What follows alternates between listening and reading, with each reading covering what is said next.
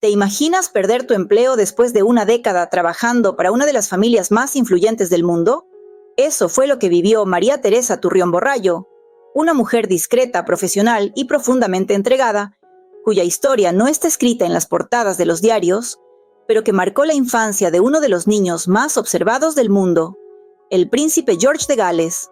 Quédate hasta el final para descubrir el gesto que conmovió incluso a quienes están acostumbrados al protocolo más estricto, luego de que María fuera despedida.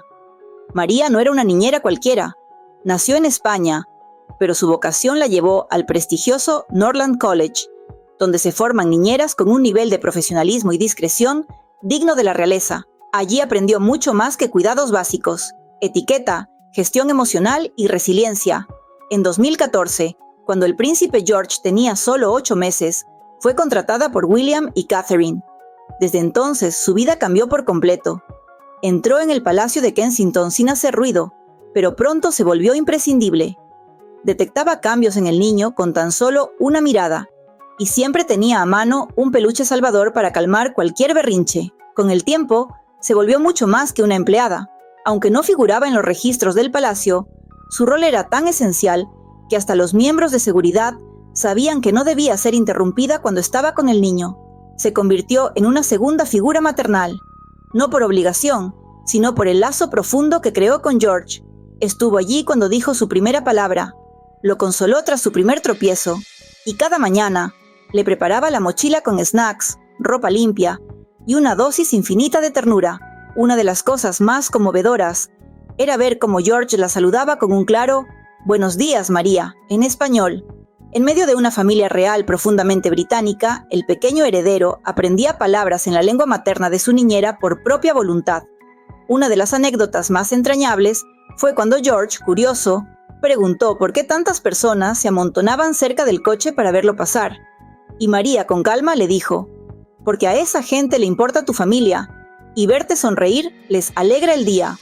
Una respuesta sencilla, pero cargada de significado. Profunda, sin adornos y perfecta para crear recuerdos imborrables. Cuando nació la princesa Charlotte, María fue clave en la transición de George de hijo único a hermano mayor. Muchos niños atraviesan esa etapa con celos o inseguridad, pero ella supo crear un espacio de juego, afecto y confianza entre ambos. No impuso reglas rígidas, sino que facilitó un vínculo que naciera del amor, no de la obligación. Las noches en el palacio eran sagradas. En lugar de cuentos clásicos, María inventaba historias con finales felices, diseñados a medida, que George pedía una y otra vez antes de dormirse con la cabeza en su hombro. No era solo cuidar, era crear recuerdos, estar presente. También hubo momentos difíciles.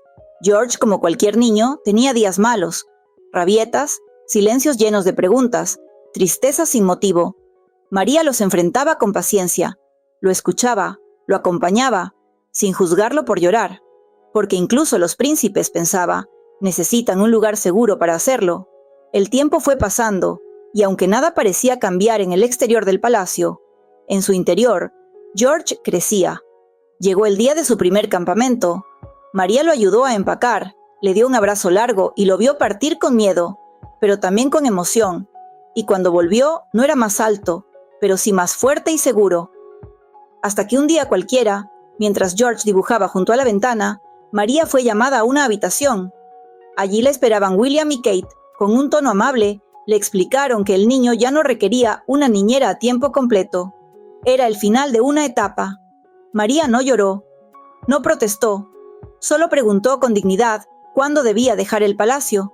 Pero la verdadera despedida vino de quien menos lo esperaba.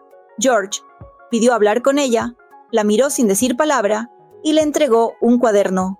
En él, con su letra aún infantil, había escrito una sola frase: «Gracias por ser mi primera maestra». María no volvió de inmediato a España. No buscó trabajo nuevo. Se quedó en Londres, en silencio. Por si acaso la necesitaban. Rechazó una oferta millonaria de una poderosa familia de Belgradia. Le ofrecían un contrato generoso, comodidades, incluso viajes. Pero ella no aceptó, porque cuidar niños no era un trabajo cualquiera para María. Era un compromiso, un vínculo profundo que no se puede repetir por dinero. 5 meses más tarde, recibió un paquete inesperado desde el palacio. Adentro venía un suéter que George había olvidado, un dibujo de trazo infantil y una carta escrita a mano por los propios duques. No era una nota formal, era cálida, familiar. Agradecían su amor, su entrega y el papel irreemplazable que había jugado en los primeros años del pequeño príncipe. Poco tiempo después, la llamaron para acompañar a George en un viaje oficial.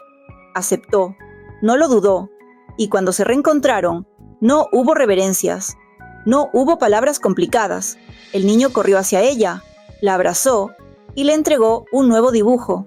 Esta vez era de un perro inventado al que había bautizado como Marta. «Te lo guardé por si volvías», le dijo. Aquella despedida, la primera, la que ocurrió meses antes, quedó grabada para siempre en quienes la presenciaron. María, entrando en silencio, se convirtió en alguien indispensable para George, y tuvo un adiós que no necesitó lágrimas porque estaba lleno de gratitud. Y así, sin buscar reconocimiento ni aplausos, María dejó una huella imborrable en el corazón de un futuro rey. Porque hay presencias que no hacen ruido, pero lo cambian todo. Ahora es tu turno. Déjanos en comentarios qué te parece la historia de María, y no te olvides seguirnos para que no te pierdas ninguno de nuestros videos.